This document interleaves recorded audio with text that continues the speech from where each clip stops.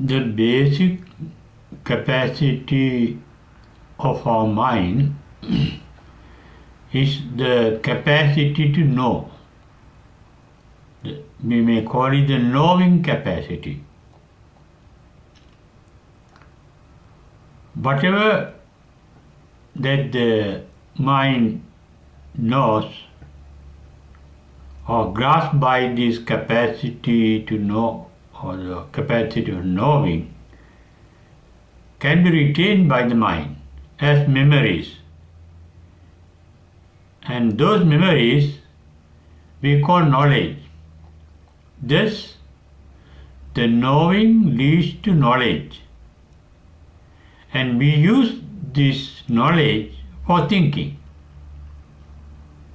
Thus, knowing leads to knowledge, knowledge leads to thinking. Then thinking leads to feeling.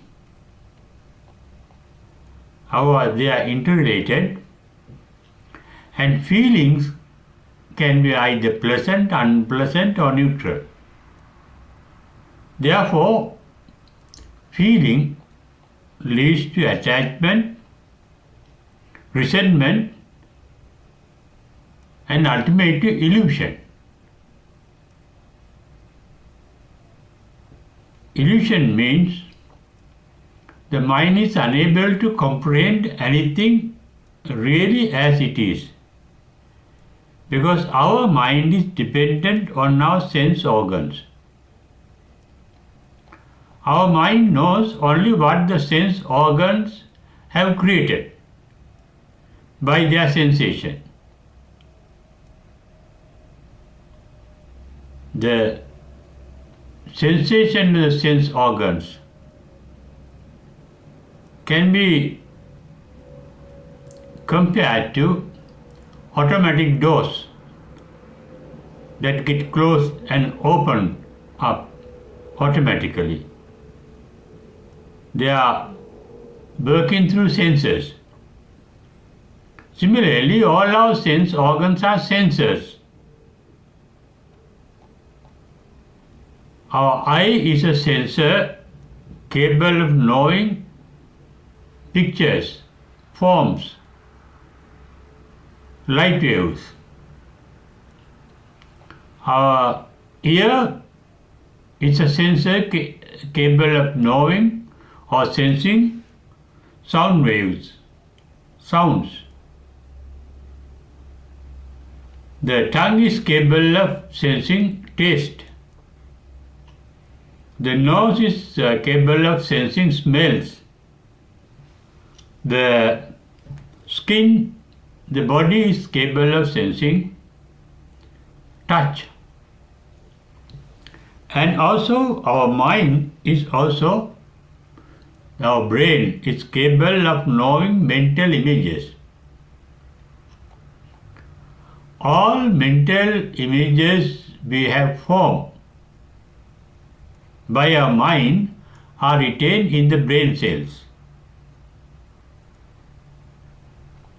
They are saved in the brain cells and they get retrieved or get opened up when the sense organs, relative sense organs are sensing through certain stimulations caused by sensory objects. For example, when the eye is sensing a figure, the figure or the form of the father, mother or brother or somebody known to you or not known to you, that sensation sent an electromagnetic signal to the brain so that related images in the brain can be opened up. And then we recognize sense organs sense certain sensory objects and the brain recognizes those objects with the help of the previous memories retained in the brain cells. And such memories are called knowledge. And it is this knowledge that is related to thinking. It is with the help of knowledge that we think. For example,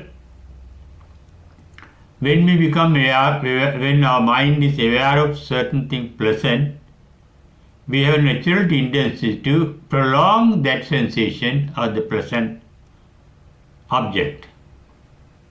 And the mind naturally, instinctively wants to prolong that sensation because it is pleasant.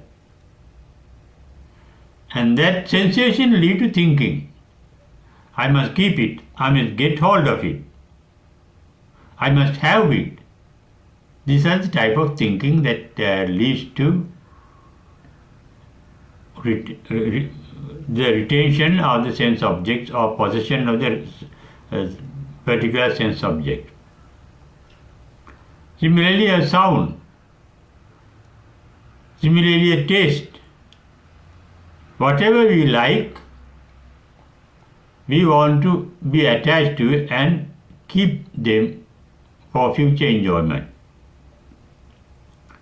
This thinking is based on knowledge. Knowledge is of the past. It is a past time dimension, time related. And we think with a motive with regard to the future. To get something or to hold on to something or keep on going with something. All those expectations are future related. Therefore, thinking is past related as well as future related.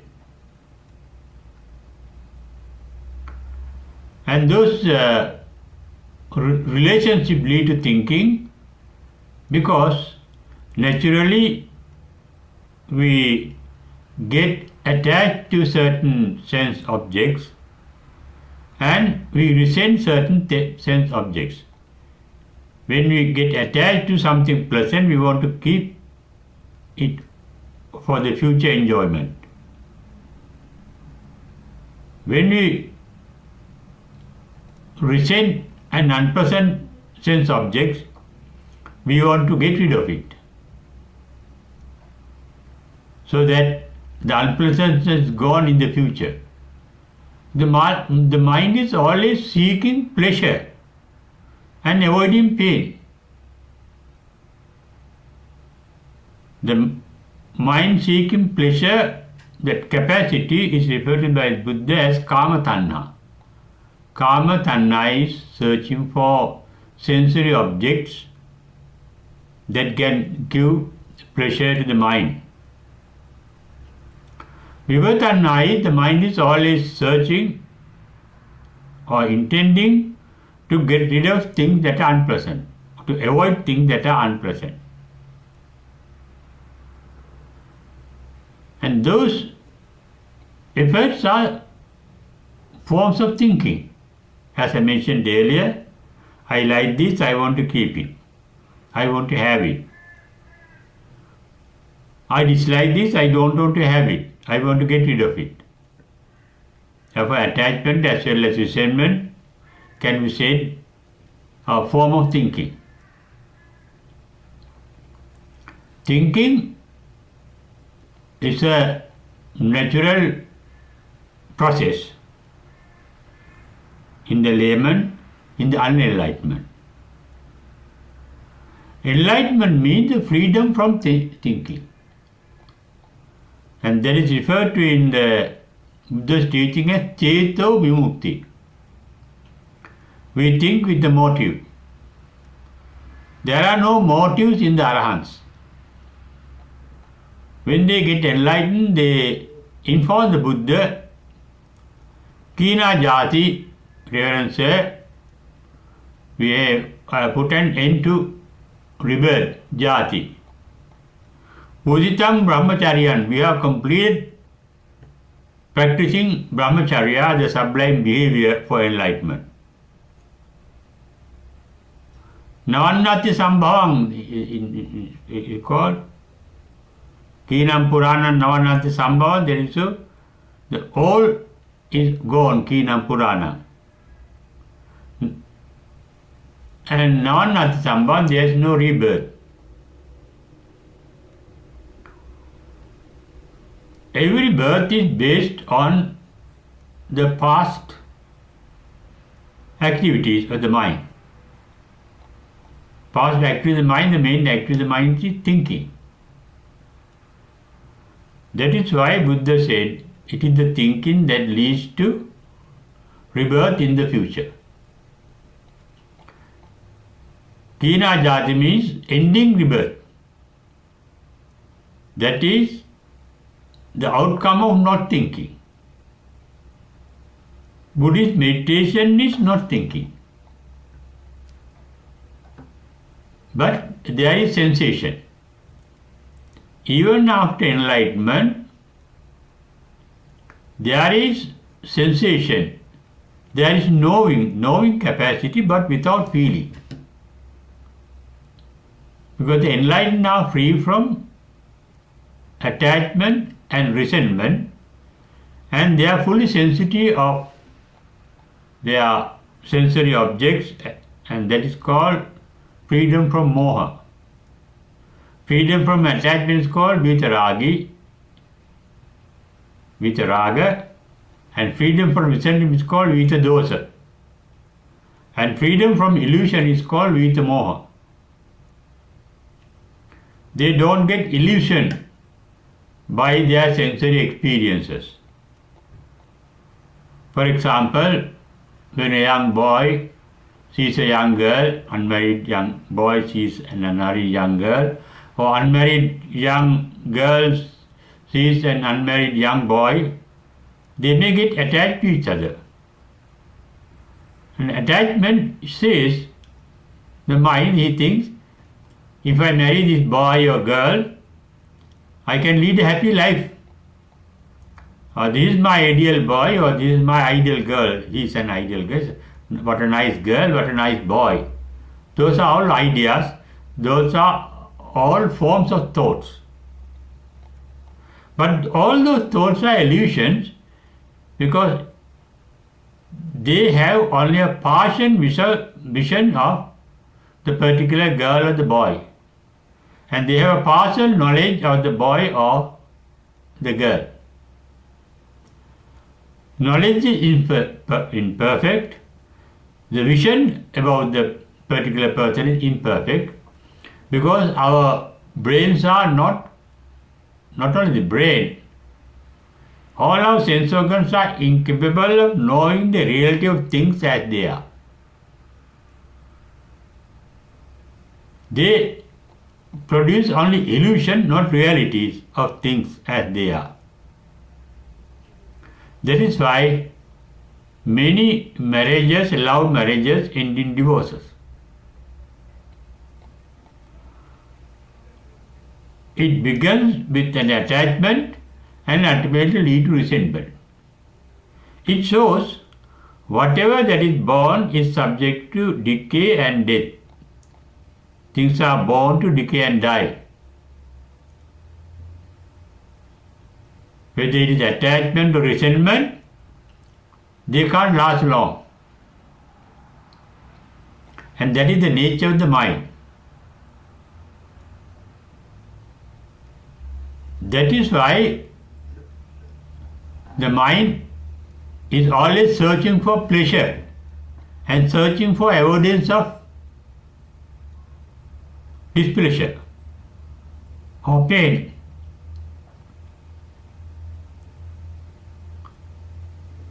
The mind is never constant, never static. The mental process is a dynamic process, active, creative, changing again and again.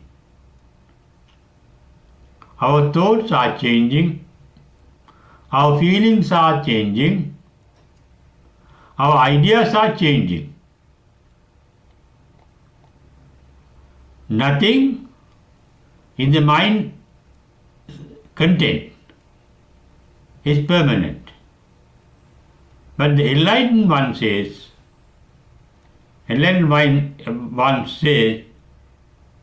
that the knowing capacity of the mind is a permanent capacity which is neither born nor subject to death. It is an eternal capacity. Unborn, it is not born. Akata, it is not an event.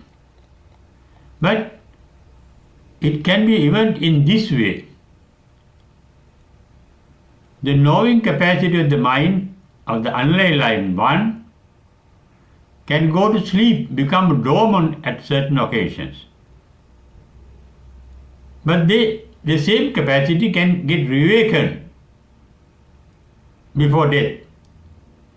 If it hasn't become dormant with the death, if it is a living person, that is called many things we forget. And remember, that is the nature of our mind. The nature of our mind as the knowing capacity cropped up at one moment and dormant in another moment. But this is different from with regard to the enlightened one. According to Buddha's word, enlightened one said to be in a Jagaryana Yoga, non-sleeping state. They don't sleep, that means their mind does not become dormant as our mind. The main reason for this, we can reason out, our mind uses a lot of energy for thinking. But the enlightened mind does not use the mental energy for thinking. When the mental energy gets exhausted by thinking, the mind becomes dormant and goes to sleep naturally. Mind tends to forget thinking, goes to sleep. But the enlightened mind does not think, therefore the mental energy is not wasted. Wasting mental energy is referred to in the Buddha's teaching as Pranatipata. Prana Atipata. Prana is bioenergy. Bioenergy is electromagnetic bioenergy. Or with regard, we have the electromagnetic bioenergy. The enlightened one have pure electric energy, pure bioelectric energy, without magnetism. This is expressed indirectly in the Aggañña Sutta discourse of the Buddha. At the end it says, the enlightened ones are free from Vayo Dhatu. Vayu means the capacity for motion. Our mind has a capacity for motion. It can go to the past or to the future. That is motion. It can get attracted by something and get repulsed by something. Attraction is a mental motion, mentally. Repulsion is a mental motion. Motion is referred to in the Buddha's teaching as samsarana. The motionless state of mind is referred to as nissarana. Krishnamurti has referred to the state of mind as a mind free from thinking, as a silent mind. He referred to the nissarana, the motionless state of mind, as nissarana. Although it is motionless, it is not dead, but alive, full of life, alive. That is why it is said to be Jagaryana Yoga, alive and awake. And Buddha is called, translated into, the word Buddha is translated into English as awakened one, because Buddha's mind is always alert and awake. That means permanent retention of the knowing nature of the mind, knowing capacity. It is this capacity, the pure capacity of knowing, that the Buddha refers to as nirvana. In the Kevada Sutta, when Buddha described the qualities of nirvana, to start with he says, with regard to nirvana, Vijnanam Anidasana. Here Vijnana is sensation. So, in fact, it is not really sensation because our sensation is coupled with feeling. It is a knowing nature. Nirvana is the knowing nature, but in this worldly life, we can't give an example, Anidasana. What is the knowing nature? Sabbato pabam. Anantang sabbato pabam. Boundlessly. It is a boundless illumination. Light. Buddha referred to this nature of enlightenment as aloko udapadi. That is why enlightenment is called enlightenment, birth of life, or the awakening of life. It is called udapadi. Aloko udapadi means the light got awakened. But the light, the capacity to see. It is a knowing capacity. Aloko udapadi is the knowing capacity. It is a perfect knowing capacity because after enlightenment, nothing can be hidden in the mind. The mind can be fully aware of the entire content of the mind. Although I use the word content, after enlightenment there is no content of the mind. Only the capacity to know. The mind is empty of its ideas, opinions, knowledge, prejudices, etc. They are the content of our mind. But that does not mean an enlightened man forget all the knowledge. The knowledge is there, but that knowledge is of the past, and that knowledge is imperfect. The enlightened ones are not guided by that imperfect past knowledge. As I mentioned earlier, our sense organs are not capable of knowing the real reality, actual reality of anything or any being. Therefore, whatever our sense organs, inclusive of our mind, knows, whatever our mind knows, whatever our sense organs know, are imperfect. They are distortions. Now, for example, we see somebody to be very beautiful, but it's beauty, not in the person, but it is a mental formation. Enlightened ones do not have the sensation that somebody is ugly or beautiful. They have no feeling of attachment to the beauty of somebody or resentment to the ugliness of somebody. They are relative sensation for the ordinary, for the unenlightened. Enlightened ones can take things as they are. Whether somebody is beautiful or ugly, there is no difference in accepting such a person, ugly or beautiful. That is called yata labha santutti. Enlightened one can be satisfied with both the good and the bad, both the beautiful and the ugly. Everything is equal to them. That is why Buddha in Alagadupam mentioned, after enlightenment, Some used to praise him, speak good of him, pay a lot of respect to him, bring lot of homages to him. But he does not get delighted. Anando nahoti, those are the words spoken by the Buddha.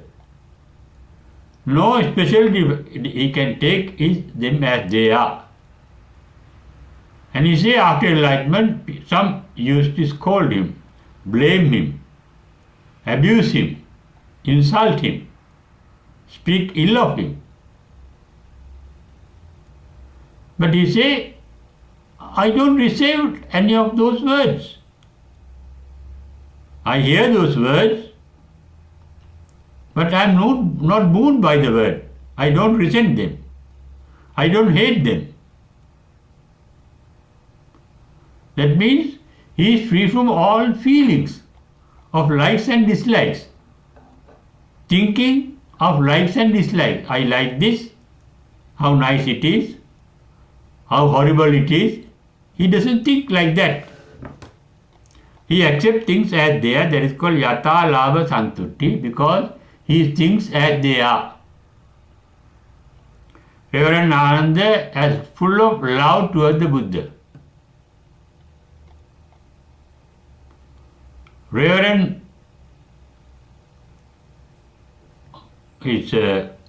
Devadatta had hatred towards him, coming from life to life. But Buddha was disturbed by the love of Reverend Ananda or by the hatred of Reverend Devadatta.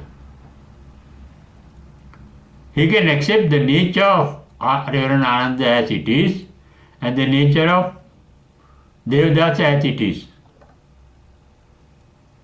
That means there is a pure knowing nature,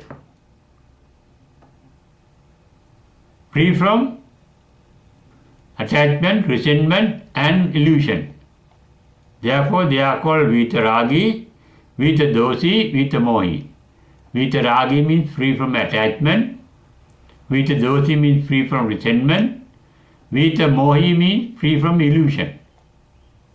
When you see things as they are, there is no illusion. They are full of attention on them. Attention is nothing but the knowing nature. Sati, although they crops up in us and become dormant at times and become awakened at times, the sati in the enlightened one are constant, no changes. Their mind is always alert and attentive. But without a person who is alert and attentive, they are impersonal. Although we consider them as individuals, they don't consider them as individuals separated from the others, rest of society. When their knowing nature grasps somebody, they become one with the other person. There is no separation between the Buddha and the Devadatta. Buddha become one with the Devadatta. There is no separation between the Buddha and Reverend Ananda. It becomes one with them. That is called absorption, attention. Attention is the knowing nature of the mind. Our knowing nature leads to thinking. Our knowledge leads to thinking. But the knowledge of the enlightened one, the knowledge is there. Whatever they have acquired through previous experience are retained in their brain cells. They have not got rid of them after enlightenment. They are there. If they want, they can use it. The hard disk is there, full of data. The data is there. The data shows when Buddha becomes aware of Reverend Ananda, the data says this is Reverend Ananda, this is Reverend Rahula, this is Reverend Devadatta, this is Reverend Sariputta, and so on. The data capacity is there, that is in the brain, but is not guided by the past data, because past data is always imperfect. Imperfect means they are not the actual, real, full truth. They can be half truth. Some facts are correct, but all the facts are not correct. When Buddha sees the Arahant Yasodhara, he doesn't get the image, this is my wife. No. He knows this is a heap of aggregates. Panchapadana Khanda. This is a Khanda. This is a heap of aggregate, Nama Rupa aggregate. He can see Nama as it is and Rupa as it is. But we don't have that sight into us. Therefore, enlightened one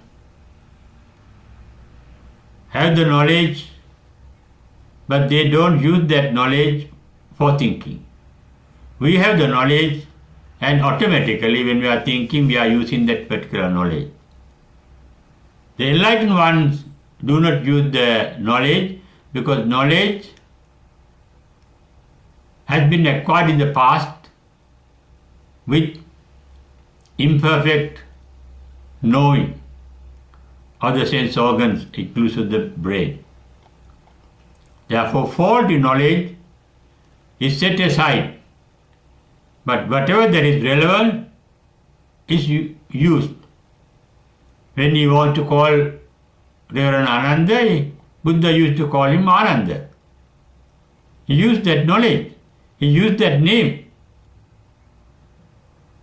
but he does not have the former image of Ananda.